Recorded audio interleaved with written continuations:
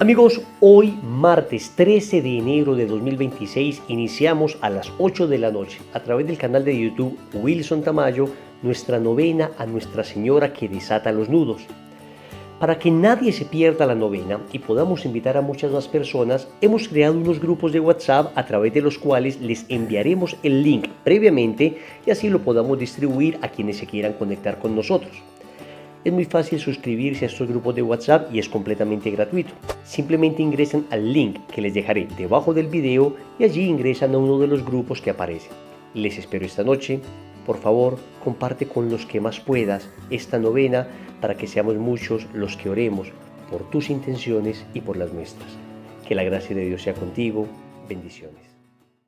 Martes 13 de enero de 2026. 3 mensajes del Evangelio de hoy, tomado del Evangelio de San Marcos, capítulo 1, versículos del 21 al 28. En la ciudad de Cafarnaún, el sábado entró Jesús en la sinagoga a enseñar. Estaban asombrados de su enseñanza porque les enseñaba con autoridad y no como los escribas.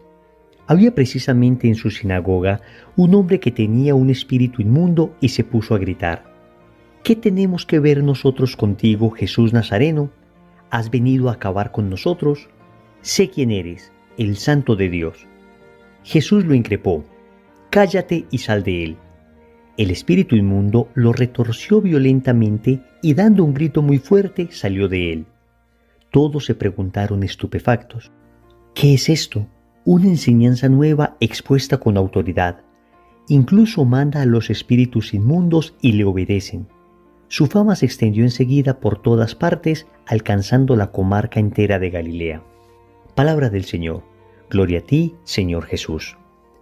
Querida familia, en el ministerio público de Jesús, además de las enseñanzas, de los milagros que vemos frecuentemente, también encontramos continuos exorcismos.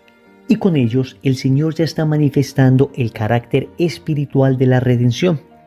Recordemos que había corrientes en Israel que creían que el Mesías vendría a ser una especie de redentor político, que les iba a librar simplemente de la esclavitud de la potencia extranjera que les estaba subyugando, en este caso de Roma. Pero el Señor venía a liberarnos de una esclavitud peor. Nos venía a liberar de la esclavitud del demonio y de la esclavitud del pecado. Porque en todo caso, si la redención hubiera sido exclusivamente política, es decir, si el Señor hubiera liberado a Israel solamente de la potencia extranjera que le dominaba, en ese entonces Roma, sabemos que a lo largo de la historia hubiesen surgido nuevas potencias que dominaran. Esta es la triste realidad del corazón humano. Siempre hay unos queriendo imponerse sobre otros. Siempre hay unos queriendo gobernar sobre otros de manera injusta. Por eso el Señor vino a redimirnos de algo más profundo. Nos vino a redimir del pecado.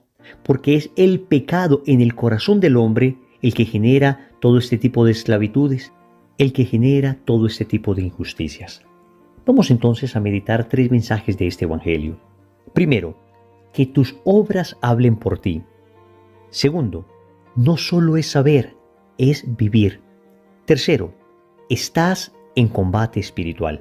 Vamos con el primer punto. Que tus obras hablen por ti. El Evangelio nos dice que las personas estaban asombradas de la enseñanza de Jesús porque enseñaba con autoridad y no como los escribas.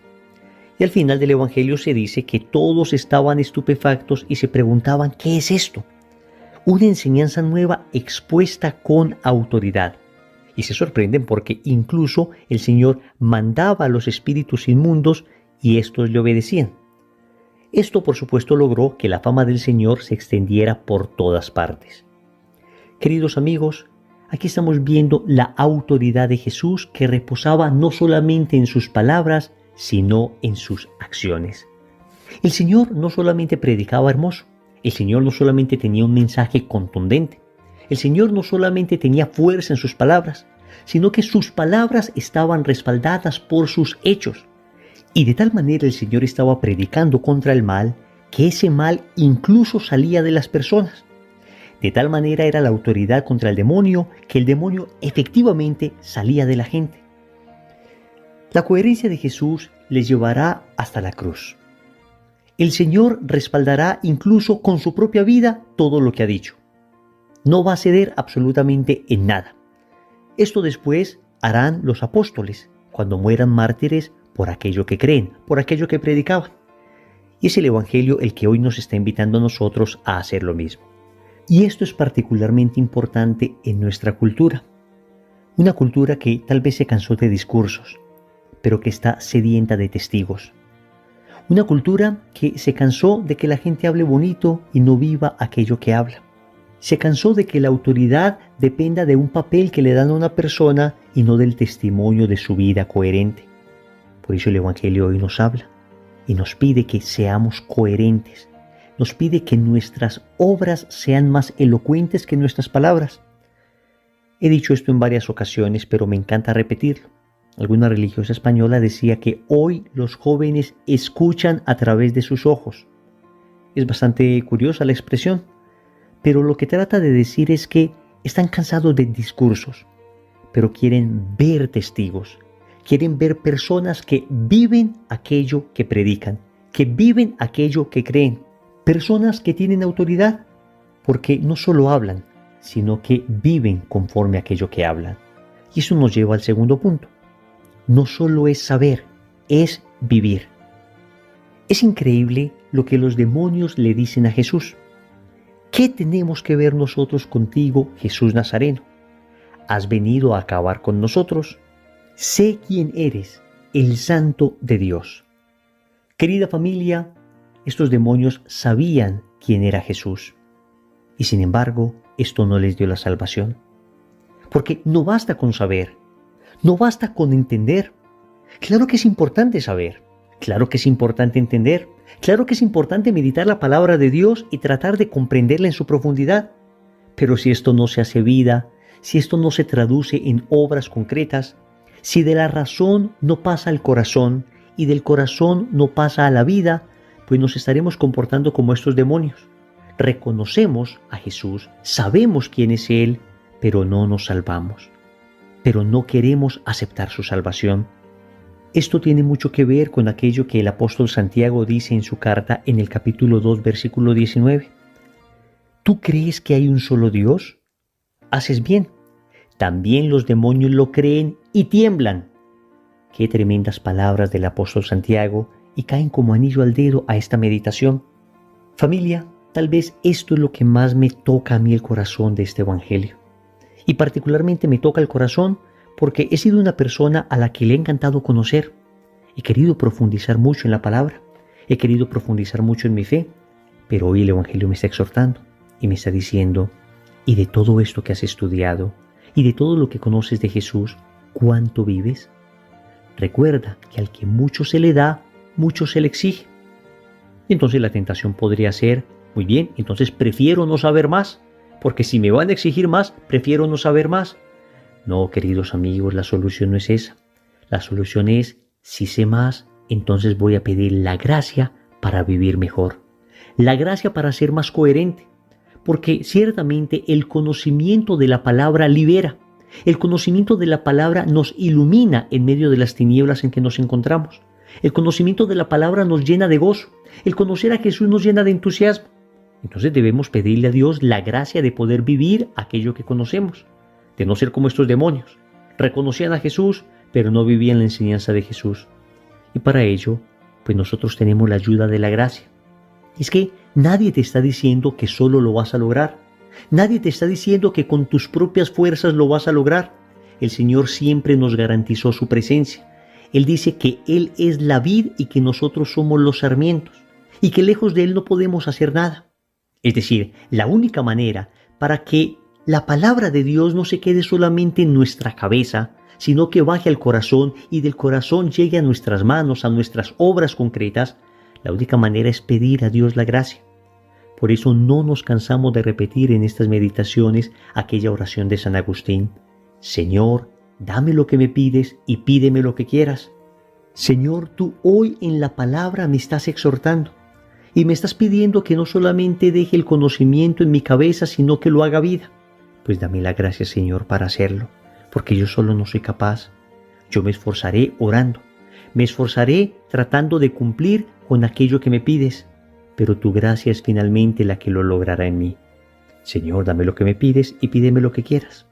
Tercero, estás en combate espiritual. El Evangelio nos dice que después de que Jesús exhortó al espíritu inmundo, este tiró al hombre al suelo, lo retorció violentamente y dando un grito muy fuerte salió de él. Amigos, estamos en un combate contra Satanás, en un combate espiritual. Tradicionalmente la teología espiritual ha dicho que tenemos tres grandes enemigos de nuestra alma: el mundo, el demonio y la carne. Y cuando hablamos del mundo como enemigo del alma nos referimos al ambiente de pecado, de donde procede el apelativo mundano. Lo mundano es todo aquello que se opone al Evangelio.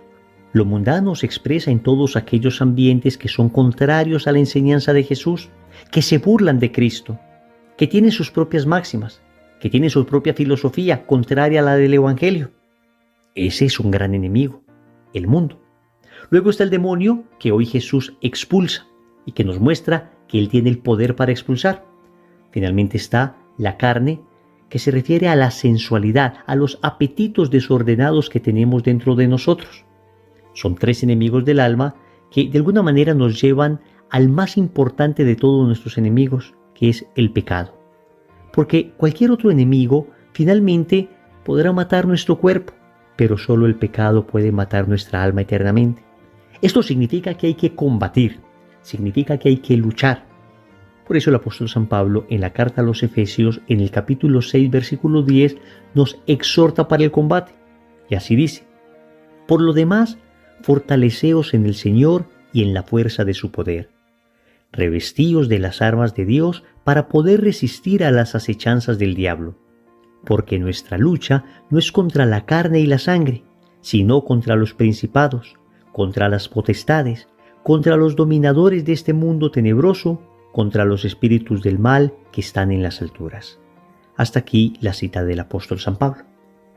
Amigos, significa que debemos ser valientes y debemos pedir a Dios la gracia para poder combatir.